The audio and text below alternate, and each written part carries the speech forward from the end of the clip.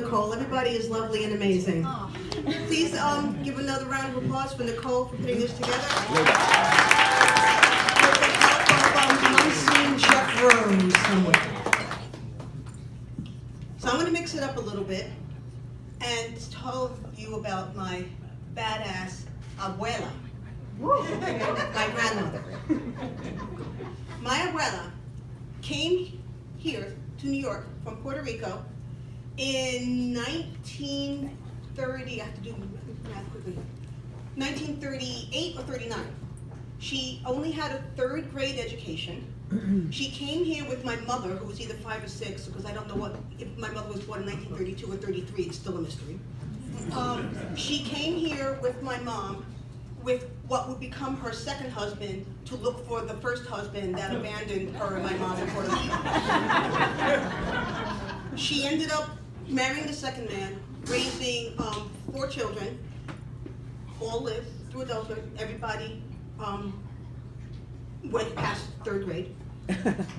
And she was religious, and she joined the local Iglesia Pentecostal. For those of you who don't know, it's a Pentecostal church, usually in a storefront, the kind that proliferate in many Latino or African American neighborhoods.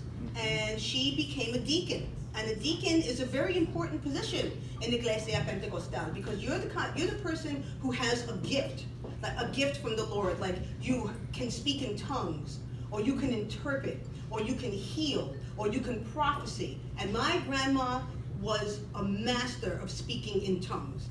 And if you've never heard anyone speaking in tongues, you can Google it, because I'm not going to do it for you.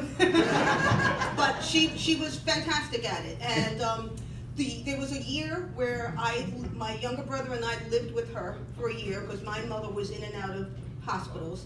And my grandmother was the deacon of this Iglesia Pentecostal, a special one, that was on the 2nd floor above a vivero, which is a live poultry market in Washington Heights. And my grandmother would bring me there with her all the time.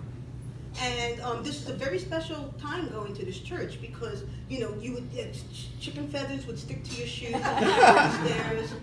The soft sound of clucking,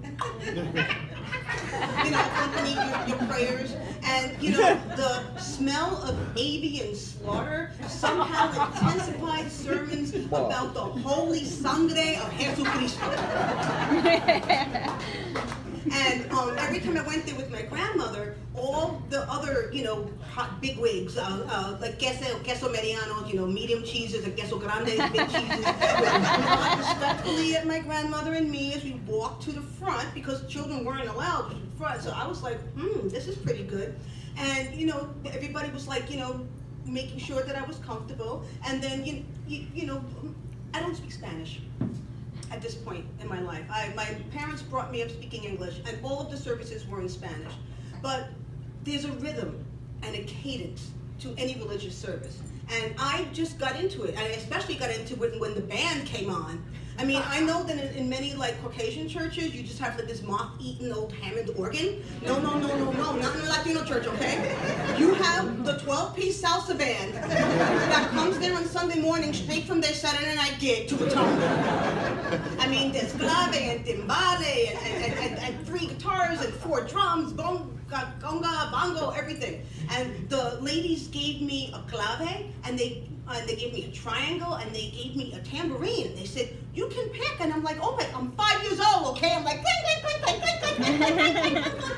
And everybody's nodding and smiling. And I'm having so much fun. I was about to ask my abuela if I could start going to church with her on Wednesday evenings also. And then all of a sudden, there was this line facing the pastor, because everybody was about to be slain in the spirit, which meant that the pastor, who had this bottle of holy oil, which kind of smelled like the Goya oil, my grandmother, he would anoint the person's forehead, and they would immediately just go, bleh! They would be slain in the spirit. My grandmother would come over and do her tongue thing, and then a nurse would come and drag the body, the prostate body, over to the corner. And I'm fascinated watching this. And when there got to be 9 bodies on the side of the room, I was a smart kid. I couldn't speak Spanish, but I could count. I thought, thought maybe I should like move out of the front row. But as I got up to leave, I was carried into the line by one of the other deacons, the infamous La Gordita, the big one, the one that all the other people called behind her back. She was the meanest, largest one. Everybody stayed away from her. And she's gripping me with this otherworldly strength, and they're carrying me over to the pastor, and I could smell the oil that my grandmother fries her platanos in. And I start screaming because I'm terrified. I'm terrified. I don't understand what these people are doing. What are they going to do? Am I going to die? I mean, I'm 5 years old. Is my grandmother going to say things on me and I'm going to be dead? And the woman has me, for some reason, she has me like, my face against her humongous bosoms. There is no other word. They were like the giant clouds of death. And because I'm suffocating and I can see like my life is going in front of my head and I'm 5, it doesn't take that long. And I have nothing left to do with my last strength. I bit.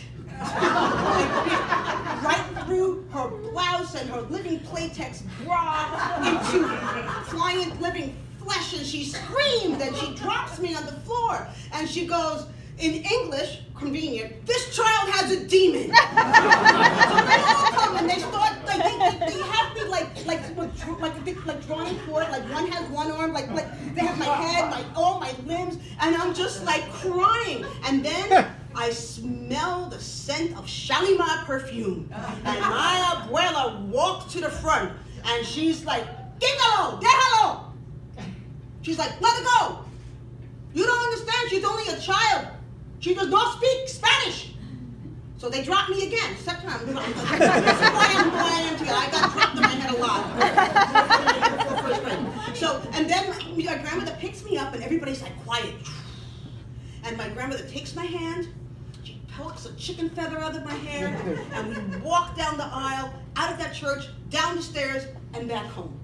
And my grandmother was excommunicated. She was thrown out of the church for that display of heresy.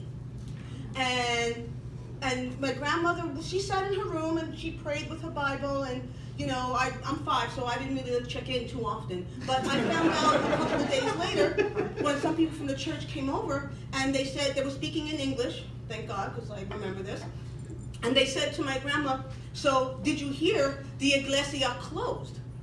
It seemed that the New York City Health Department got an anonymous tip that an illegal church was being held above a live poultry market.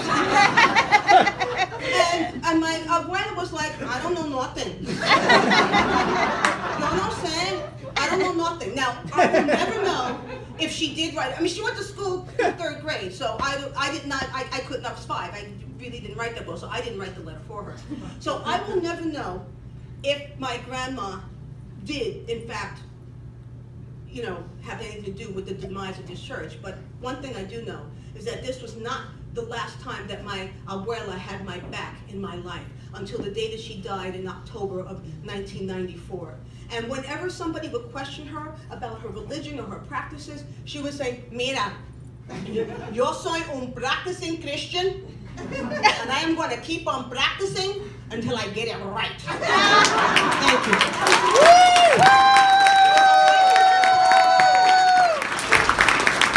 I've done good, abuela. Oh, yeah, Keep going, sorry. This is what happens when you're a sub. They don't tell you how the show goes.